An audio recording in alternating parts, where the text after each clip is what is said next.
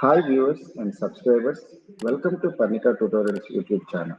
Today Tejasvi is with us to share her knowledge and experience in handling MNC company interviews and also inform us about the educational opportunities in overseas. Thank you Tejasvi for accepting my invitation. Welcome to Parnika Tutorials YouTube channel. Thank you, sir. I'm very happy to be a part of this interview. Thank you so much. Can my viewers know about your education qualification? So recently, I've finished my BTech in computer science from IIIT DM Kurnool, that is Indian Institute of Information Technology, Design and Manufacturing, Kurnool. Super, super. I think the IIITM Karnool is one of the premier institute in India and it is funded by MHRD. So, can you know how difficult it is to get a BTech computer science seat in IIITM Karnool? To get into the IIIT DM Kurnool, student has to give the JEE main exam after his 12th standard. So getting a good All India rank in the JEE main exam will give the opportunity to student to join in IIIT DM Kurnool. Oh, super. I have listened about IIIT Hyderabad, IIIT Bhubaneswar, IIIT Allahabad. But first time I'm listening about IIIT DM. What is this B and M? Can you elaborate? So the D and M in the IIIT DM stands for Design and Manufacturing. So all the courses in the IIIT DM are design centric. So not only that we learn the course, we also learn the design aspects of the course.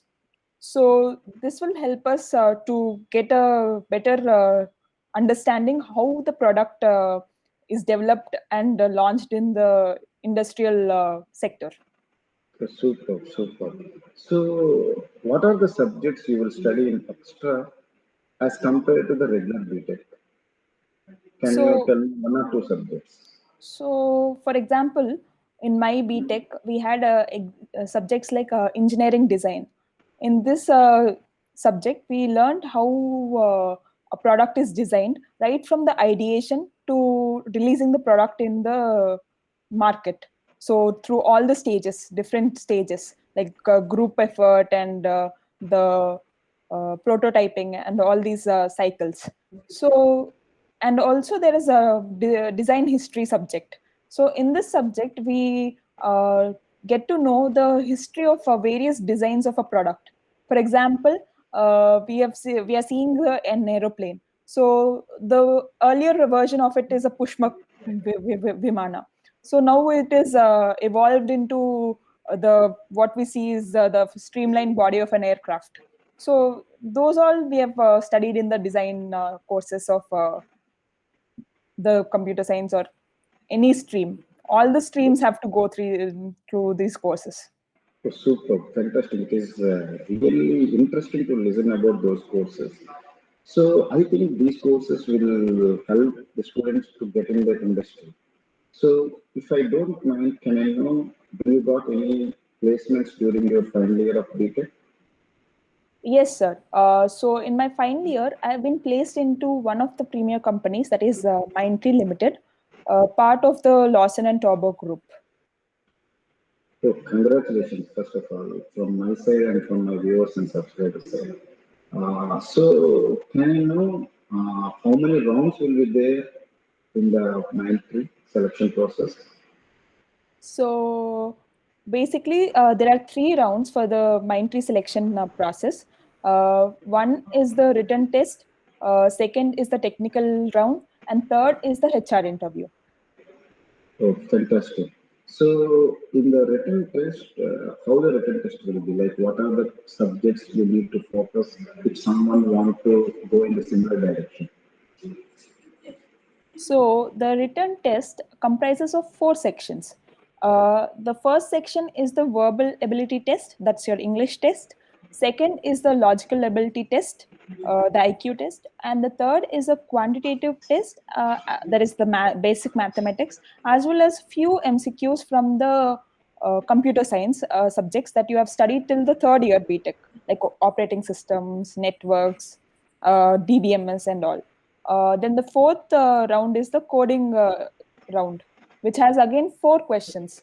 That is 3 questions based on your data structure questions, easy to easy to hard level, and 1 question is an SQL based question. Okay.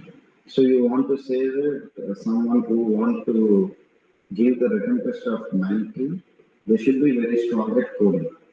Yes. So what are the coding languages or programming languages that someone should learn? So, to crack any interview or any placement opportunity that is available to you, one should mainly concentrate on data structures, like all concepts, and then OOPS. OOPS is very important to crack any interview or written test. And every person who is aiming for a placement should be well versed with at least one of the OOPS based programming language, that is like Java or C++. Oh, fantastic. So I think even the students can learn Python because Python also have the OOPS concepts. Yes, but when you join the company, they expect you to have C++ and Java Oh, majorly, okay, so freshers, they should be very good at either C++ or Java or instead of Java. Python. Okay, Yeah, okay. Python is a additional like advantage for any student. But compulsory is either you should be good at C++ or Java. Java. Okay. So can I know what will be the things will be asked in the technical round? In the technical round, the questions are majorly asked from the OOPS concepts and the data structure concepts. So, and also apart from that, they'll ask you from the DBMS. It's very important that you know the DBMS concepts. So, other than that, they'll look at your resume, and from the resume, they'll ask you the questions based on the projects or the internships that you have done till that point of time, and they'll ask you for questions from that. For example, I've done a machine learning project. They've asked me questions from machine learning. So you want to say that someone should get good placement, they should have a proper resume. So what you suggest to the current BTech students, what are the things they should do to design a or to develop a good CV? So CV should be precise. Firstly, it shouldn't be like two more than 2 pages at least. Like 2 is the maximum limit. One page CV is recommended. First of all, Okay, so okay. in that it should include your education qualifications till that point of time, you including your CGPA, then the projects or the publications that you have written or got published, then internships, then extracurricular activities also add to the point, then your achievements like any competition or debate or sports competition that you've been part of. Apart from that, you can also add your voluntary experience, like any SSG works, like social service group works, and all those will So add you a want, okay. point. So you want to say that a student should be an all-rounder. He should be good at programming, should have proper knowledge in the core subjects, and also he should be some team activity. Am I right? Yes. Okay, that's fantastic. So you used a word called internships. Uh, so what kind of internships a student should do in his BTech? So again, there are 2 types of internships. That is industrial internship and the research internship. So when you are aiming for purely for placements, you would like to have an internship in the industry. But if you're aiming for the higher education, a research internship will be a ideal one. Okay, so can you differentiate or elaborate more about this industry internship and research internship? What is the difference between them? So, in industrial internship, you will learn how to work, be a part of the team, like teamwork, and in the industry, how the things work. Like they'll have certain deadlines, their work culture, and all these things. You'll learn how to work in that pressure and environment. And in research internship, it's more you're more concentrating on the subject and delivering like you take your own time. There is feasibility, and you work to get the results, and you try to make a new achievement. Like there is certain already achieved result, and you try to like improve the performance of the code or accuracy. All these measures you try to change and make a difference. Okay, so you want to say that in an industry internship, they will mainly focus on web applications or Android application designing, all these things. Yes. Whereas in a research internship, there will be a state of art. We need to develop the models to beat those state of art models. Am I right? Yes. Okay, thank you, thank you. So we have somewhere stopped at the technical round. Can I know what kind of subject someone should be focused to clear any company technical round, not only Mindtree? Any company, majorly data structures is the major subject that anyone should cover, like all concepts. So if you are good with data structures, it's like you can do it. And oops is very important, like all the oops concepts, they'll ask you everything from oops. And then database management systems, because it's also a very important concept for companies. Then apart from that, they'll ask you from operating system and all, Okay, but so majorly on these three topics, like data structures and oops and the database. okay, fantastic. So after the technical interview, what round was there? HR round. Okay, what is the process of how it went in your time? So HR round is basically a one-on-one conversation with HR. So it's a very friendly conversation. So they'll ask majorly about your life, how is it going with your life, and what are the hobbies you have got, or what books you read, or what movies you watch. Or in my case, they asked me about my college, my extracurricular activities, and all those things. And whatever it is, just be confident and be clear in your intention, and be honest and answer the questions, and that is good to go. Okay, that's fantastic. So you got a good job, but I came to know that you are not interested to go for that job and you are planning to do higher education in Germany. Can I know the reason or the motivation behind to do the higher education in Germany? So in my third year, I've with the like I've taken up many electives in machine learning and also the subjects in artificial intelligence and all these.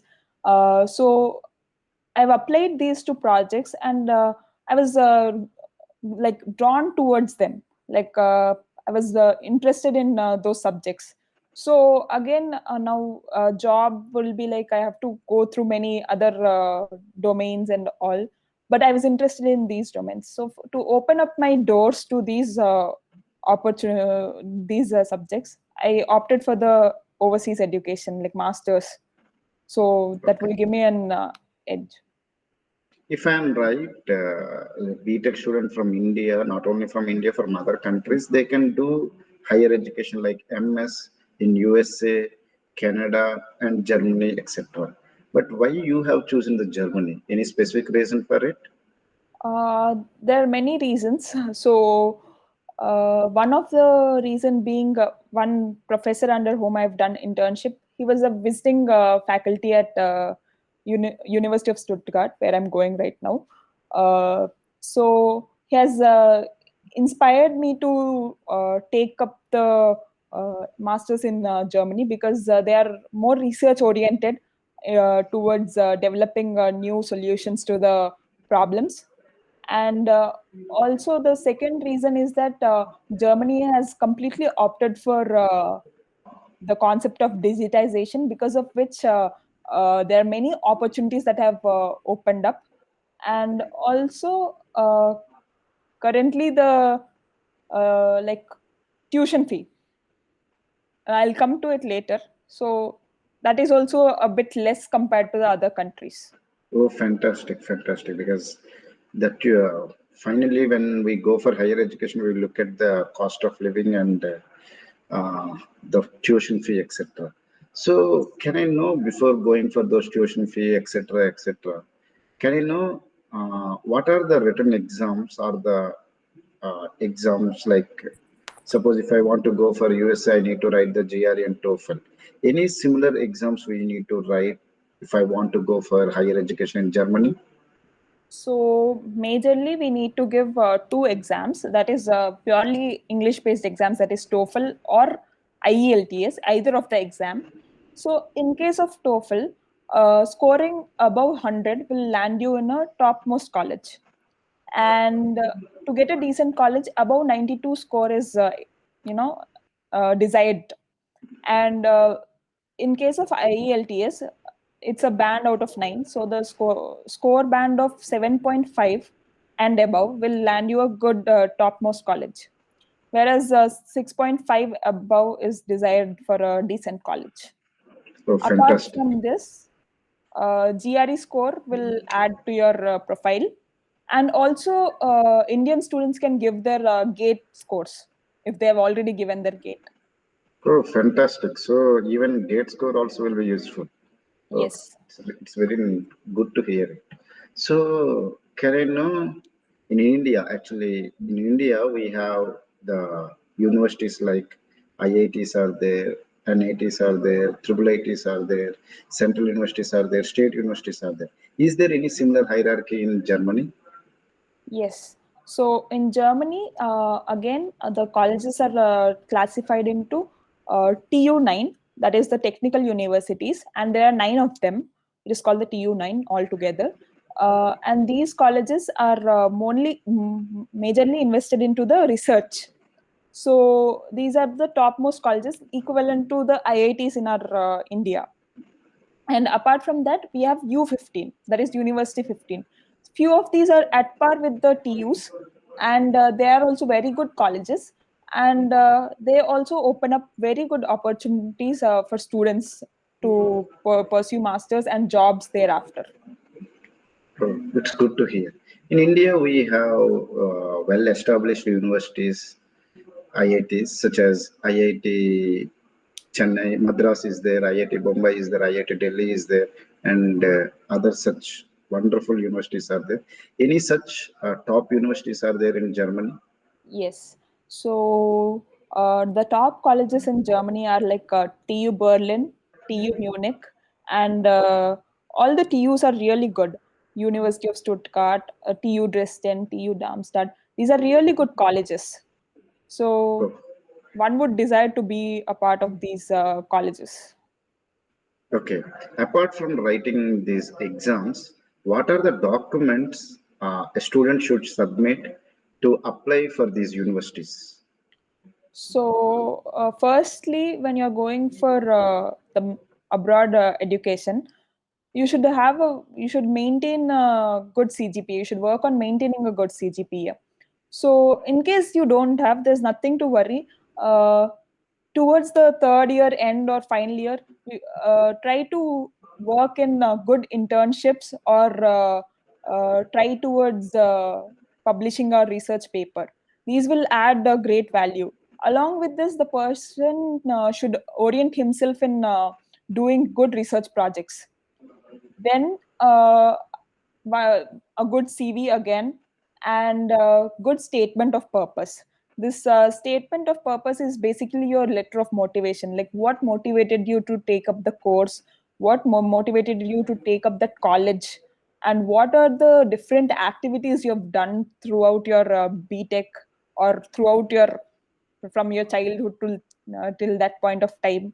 What are your achievements? You should include everything in that statement of purpose. It should not be very long. It should be short and precise and should comprise of all the elements. And also we'll be requiring LORs from professors. These are the letter of recommendations. So, and also apart from all these, a few universities might ask your BTech thesis, like a summary of your BTech thesis, like what you have done till that point. They'll ask you to write a summary and submit to them. and also submitting your certificates from all the extracurricular activities that you have done will add a great value to it. Okay, so you want to say that someone should have very sound knowledge in English and also should do good research or a good project in their final year, which will help them to go in the higher education in Germany. Yes. Okay, that's very interesting. So all my viewers should listen this one and should do good project in the final year. Yeah. Yes. So can you know the tuition fee in the universities of Germany? So most of the universities in Germany have waived off the tuition fee, like the public universities. But recently, few states, like 1 or 2 states, have again introduced the tuition fee uh, for foreign students, and they've introduced, like, it's not too much also. It's like 80,000 per semester, or 1 lakh per semester in INR. Oh, this is a decent money because even in India we are spending 1 lakh per semester. That is fine. Yes. Apart from this tuition fee, what will be the cost of living in Germany? So the cost of living, like Germany has already fixed a rate, like irrespective of the state you stay in Germany, because it varies from state to state. Like it's not the same in every state. Like few are very metropolitan, have more living costs than the normal small towns. So it has fixed that every student should have minimum 9 lakhs in their account, so that they'll be able to survive in Germany. But again, it depends on the individual. Like if the person has different food habits or social life, it depends on him totally. So based on that, the expenditure varies.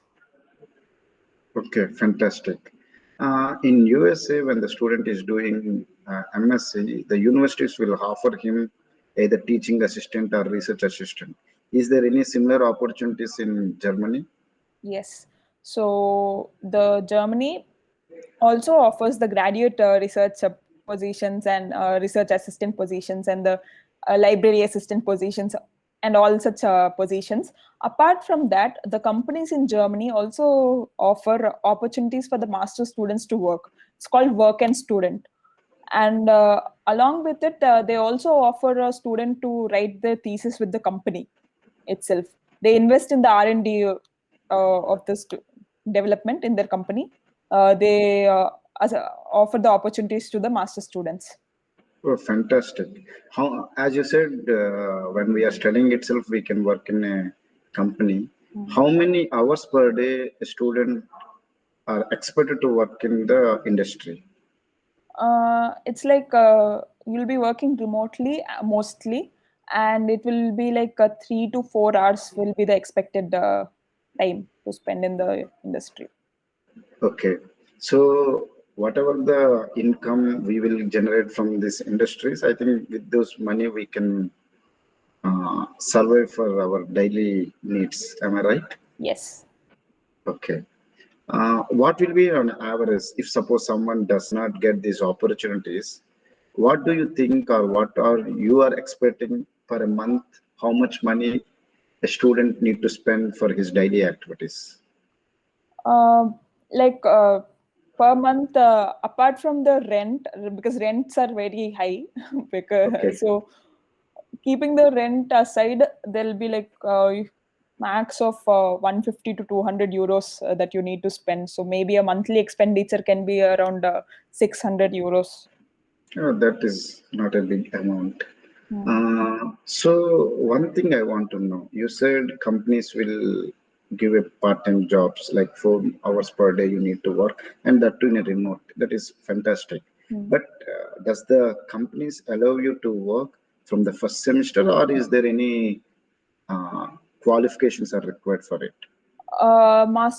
Student should be at least in his second semester to land an opportunity to work with the companies or anywhere as a graduate research assistant or anything. Oh, even for the library assistant, all these things, It should be you need to wait up. second semester. Second semester. Okay. Then first semester, how much money someone should keep with him to survive in Germany? So that's why the Germany has this procedure of blocked account. Like initially only you'll have to block 9 lakhs from India, like either by taking a loan or parents' funds or anything. So you should be blocking that amount. So first semester you'll survive based on those funds. Like it's for 1 year. 9 lakhs is blocked for 1 year. So they'll be giving you 861 euros per month. Like we block with the German bank. So that account will be giving you 861 euros per month. So Oh, you'll be, then it is. yeah. Yeah, you said on an average we need to spend 600 euros. Yes. So we are getting 861 euros. It is fantastic. Yes. So you want to say that totally it will be around 18 lakhs to complete MS in Germany. That is the estimated amount by the government or anything. Like again, it depends how much you save, because majorly studying in Germany involves your living cost. So if you're able to save money from your day-to-day expenses, then you'll be able to finish it in less than 18. Okay. The thing is that once we do the MS in Germany, what will be the average salary someone will get? So the average salary of the computer science graduate can expect will be like mostly like between 7,000 to 8,000 euros per month. On average, it's like a person will be able to earn from 60,000 euros per year or less than that. Basically, as a fresher, you'll be able to earn 45,000 euros per year. Okay. Apart the job opportunities for computer science, which branch of students will have more job opportunities in Germany? The Germany is famous for its automobiles. It's a parent for all the automobile companies like the Porsche, Mercedes, and all. So the automobile engineering aiming students or the mechanical engineering students have a great opportunity over here. Okay, so I want to ask one question. Like in USA, we need to go through certain procedure to get the green card. Even in Canada, there is a few requirements we should satisfy.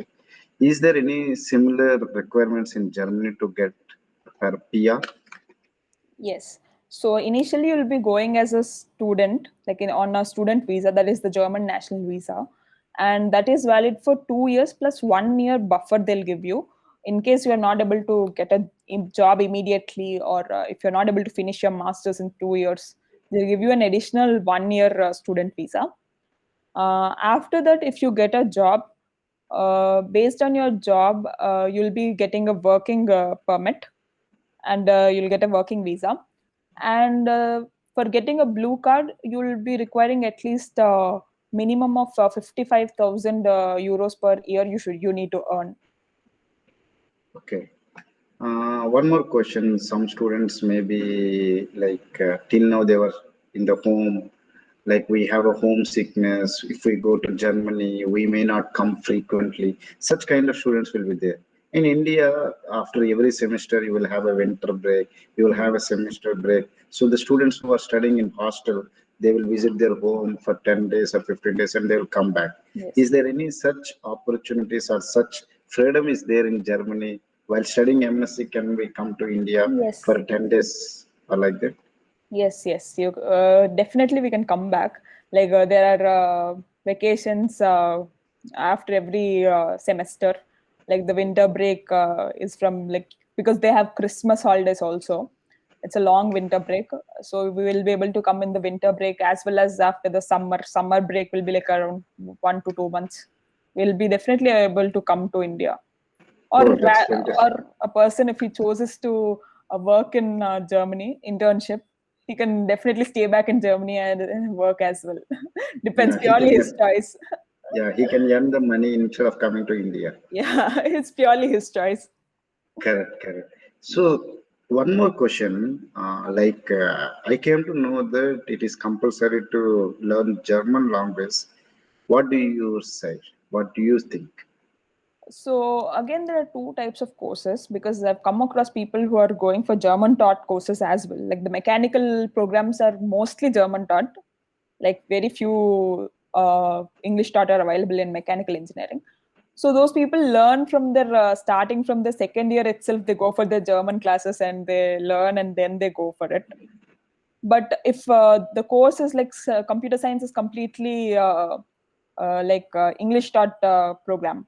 So for and also IT service companies work in English as their medium of instruction or communication. So you don't really need to learn German if you're going for English taught program. But it will be an advantage to learn the basics of German to communicate to the locals or the vendors and all those people. Okay, so you want to say if you want to purchase something, if you want to interact with them, you need German. And similarly, if you want to interact with neighbors, you need to learn the Learn. German. Yes. Yeah. One more thing, lot of students always prefer the USA because that most of the people in USA will be Indians. What is the Indian strength in Germany? Yeah, Indians are everywhere. So yeah, Germany has a good amount of Indians. Definitely, like I think only from Andhra Pradesh there'll be less people because Andhra Pradesh is in USA, half people. But Okay, rest all states, if you have seen, like there are many people from India going to Germany. okay. And one more question, somewhere you said for the placements you need to be very good at programming. Hmm. What you want to say that an average student, maybe you are a very talented student because you studied in Tribhuvan Karnool, or an average student who is very poor and who some lot of people will say that I'm poor at programming or I'm not get motivation to do the programming and I don't have confidence to do programming. What do you want to say for such students? Um, like a person will get to know his capability by the end of his third year. I think 1 year, like final year, 1 year time is sufficient to start working on your programming and develop skills. Like because for getting a good placement, you need to completely concentrate on two topics. Like you don't need to know all the programming languages that you've learned over 4 years. You need to majorly concentrate on data structures and what oops. So if you can start from early and you can put effort, I think it will be great. Like it will help you a lot. So I would say suggest that there's no other way out. You have to, if you want a placement, you have to start working from early on. And one more question, like you studied in Tribhuvan Karnool, so you got the good placements. In India and especially in some states where the tier 3 colleges are there, the students will complain that our college does not have good placement. And they say that as we are not getting good placements, we are not preparing for the placements and we are preparing for bank exams, etc., or we are planning for gate exam, etc. If such student, if a student who is studying in such engineering colleges and he is very much interested in placements, what he or she should do to get the job opportunities? So always there are off campus placements. Sometimes there are like job fairs that are conducted in nearby colleges for everyone.